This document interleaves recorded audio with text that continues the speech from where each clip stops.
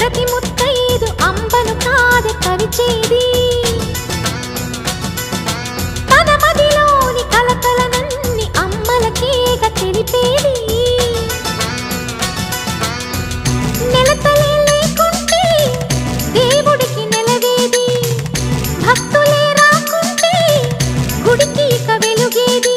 దయతోటి కుంకుమ పూలు అక్షింతలు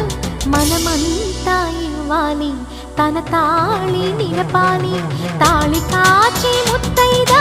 ఎల్లమ్మ ఎల్లమ్మ పోదామా ఎల్లమ్మ ఉసురు